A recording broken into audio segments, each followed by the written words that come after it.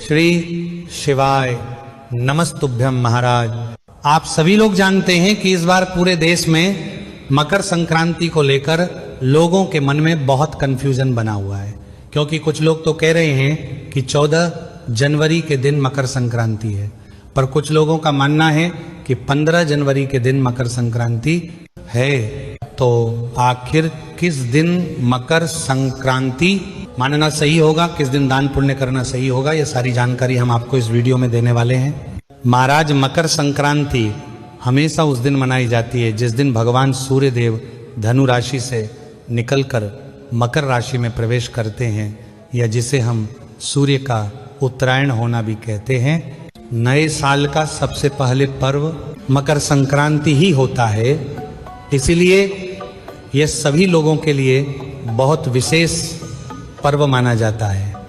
महाराज, इसी के साथ में आप लोगों के मन में कंफ्यूजन बना हुआ है कि मकर संक्रांति किस दिन मनानी चाहिए, तो आप लोगों को इस बार मकर संक्रांति 14 जनवरी 2026 बुधवार के दिन बनानी चाहिए, क्योंकि इसी दिन सूर्य का गोचर मकर राशि में हो रहा है, क्योंकि इस दिन सूर्य का उत्तरायण दोपहर में 3:13 पर हो रहा है। इसी वजह से 14 जनवरी के दिन ही मकर संक्रांति का स्नान और दान किया जाएगा।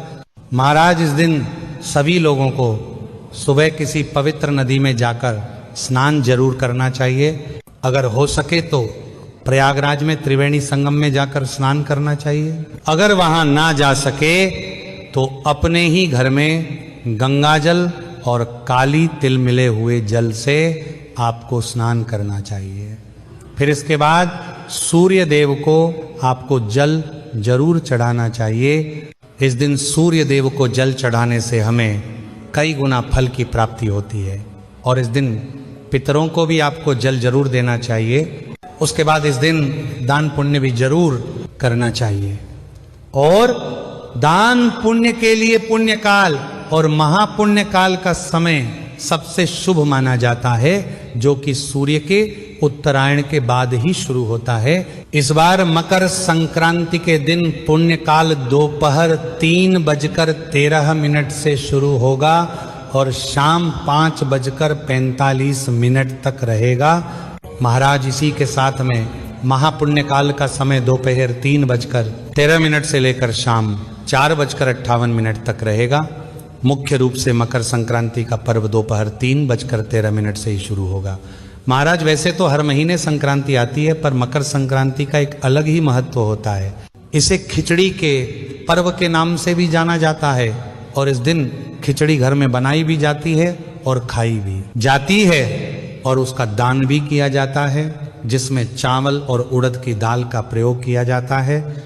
लेकिन इस बार मकर संक्रांति के दिन ही एकादशी होने के कारण इस दिन आप खिचड़ी नहीं बना सकते हैं, क्योंकि एकादशी के दिन चावल घर में बनाना और खाना वर्जित माना गया है। पर मकर संक्रांति होने के कारण आप एकादशी होने के बावजूद भी कच्चे चावल और कच्ची उड़द की दाल का दान कर सकते हैं। महाराज, इसी के साथ में मकर संक्रांति के दिन काली तिल और गुड़ से बने हुए लड्डू का इस दिन भगवान को भोग लगाकर आप खुद भी इसे ग्रहण करें, और इस दिन चावल दान ना कर पाए तो इस दिन आप काली तिल का दान जरूर करें, क्योंकि मकर संक्रांति के दिन तिल का दान भी महादान ही माना जाता है।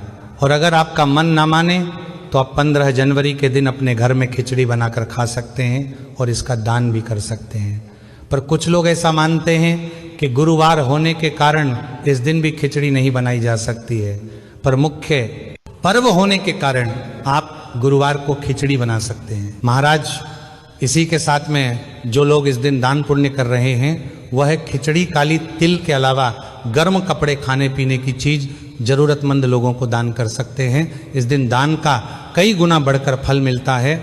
महाराज, इसी के साथ में इस दिन 14 की संख्या में किसी भी चीज का दान करना अत्यंत ही शुभ माना जाता है, जिससे हमारे घर में सुख समृद्धि आती है और सूर्य देव और शनि देव भी हमसे प्रसन्न होते हैं। यह पर मकर संक्रांति भगवान सूर्य नारायण से जुड़ा हुआ होता है, इसलिए अगर हो सके तो इस दिन तांबे से बने हुए चीजों का दान करना शुभ माना जाता है। इसी के साथ में इस दिन पीपल के पेड़ की पूजा करके पीपल के पेड़ में भी जल अर्पित करना बहुत अच्छा माना जाता है। महाराज, इसी के साथ में अगर आपके मन में अभी भी मकर संक्रांति को लेकर कोई प्रश्न है तो वह आप हमसे कमेंट करके पूछ सकते हैं, और आप इस बार मकर संक्रांति किस दिन मान रहे हैं कमेंट में जरूर बताएं। श्री शिवाय नमस्तुभ्यम। महाराज।